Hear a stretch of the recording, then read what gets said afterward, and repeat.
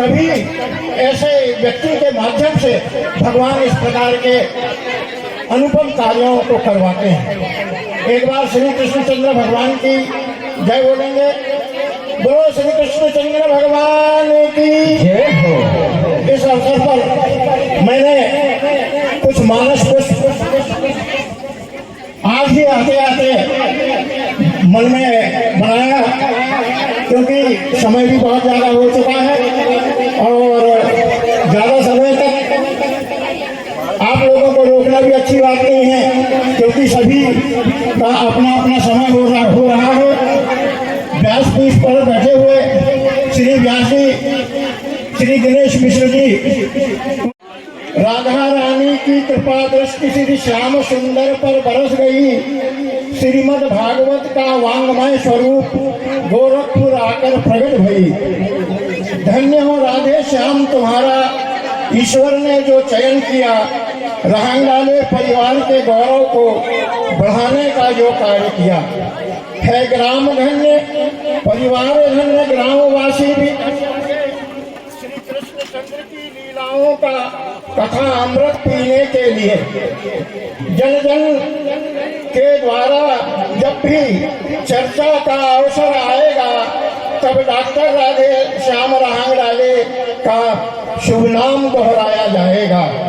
पिता उमा प्रसाद रहंगडाले के स्वनाम धन्य पुत्र पितृ भी तुमसे तृप्त हुए, देंगे आशीष सदा तुमको। महापुण्य कार्य के लिए देंगे आशीष सदा तुमको, महापुण्य कार्य करने के लिए। श्री व्यास की आसन पर श्री कृष्ण कथा का गान करें। पंडित दिनेश मिश्र जी पर ग्राम कुल अभिमान करे। पंडित गणेश प्रसाद मिश्र जी की परंपरा को स्वीकार किया। श्री कृष्ण कथा का गायन करके निज वंश परंपरा को धन्य किया। कथा अमृत का यह प्याला जन जन को पिलाकर धन्य करो। गुप्त सनातन संस्कृति का परचम भारत में बुलंद करो।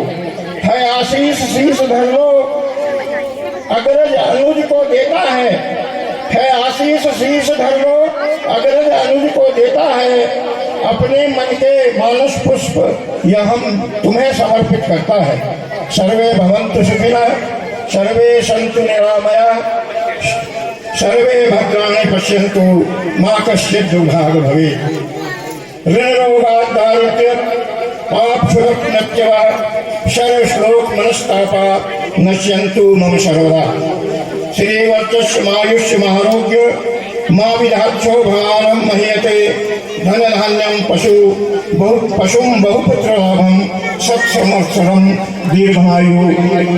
बोलिए भागवत भगवान की, बोलिए कृष्णचंद्र भगवान की, बोलिए राधे रानी सरकार की।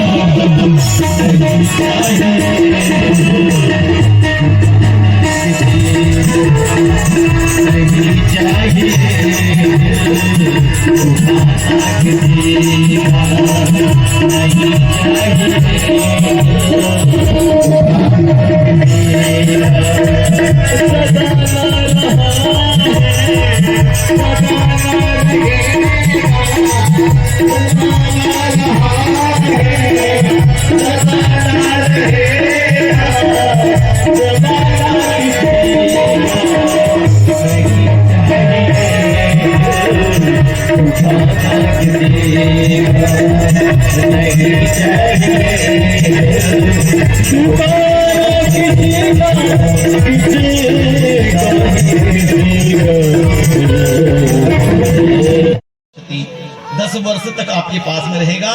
11 11 लगते ही समूलम विनश्यति।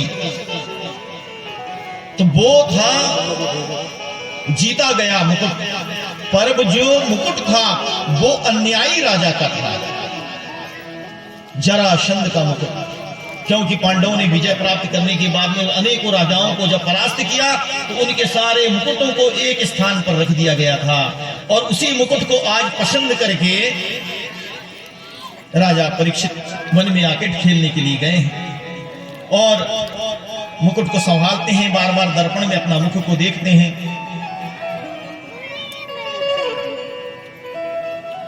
देखते देखते होता यह है कि उन्होंने सामने से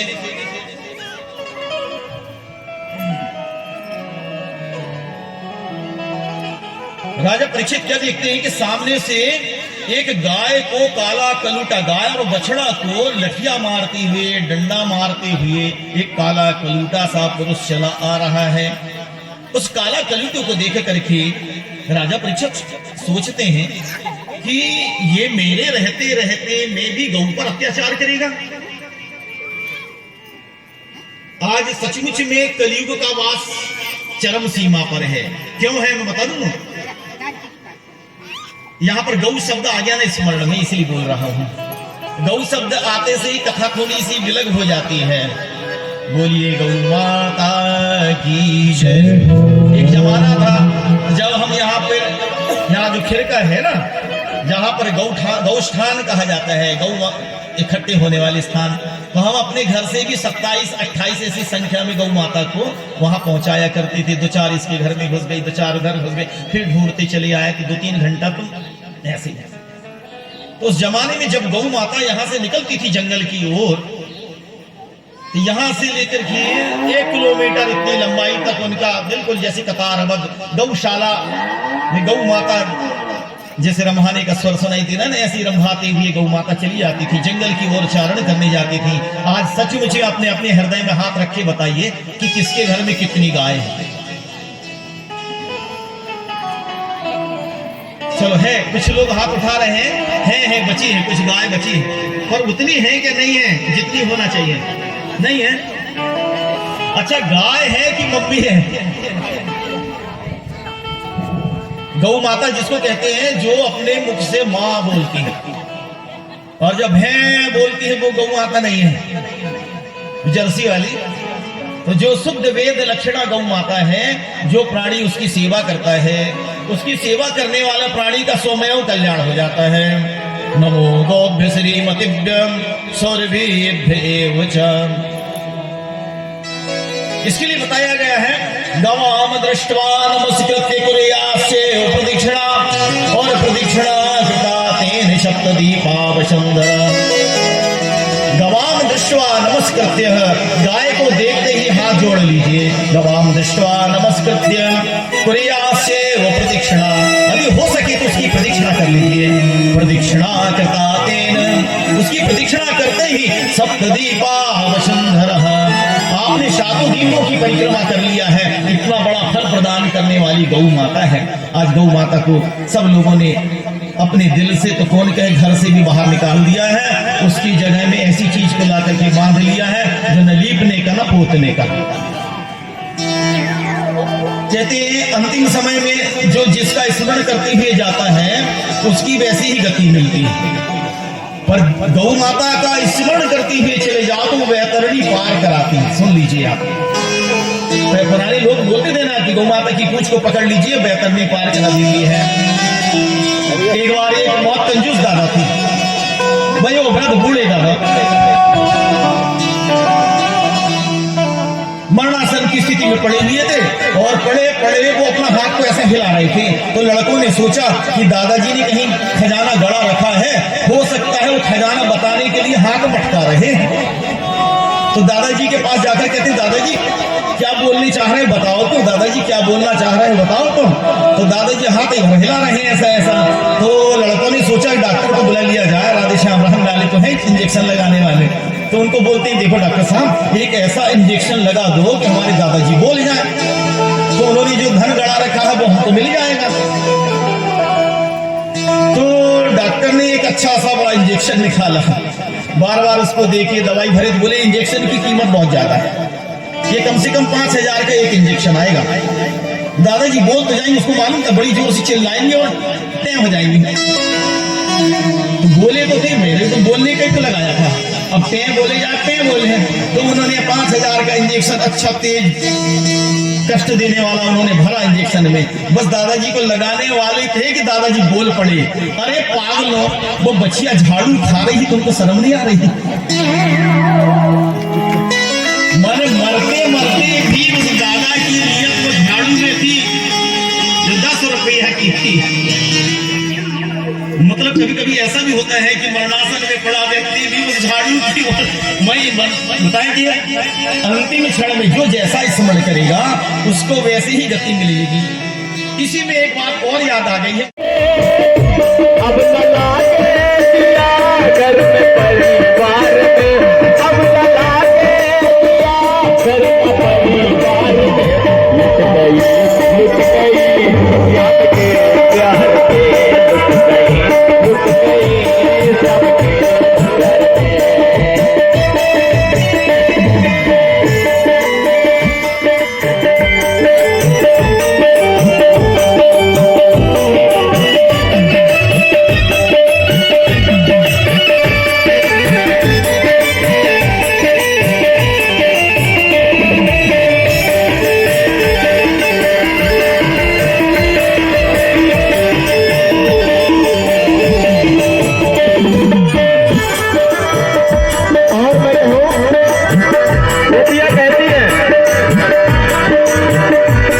हुआ है उसी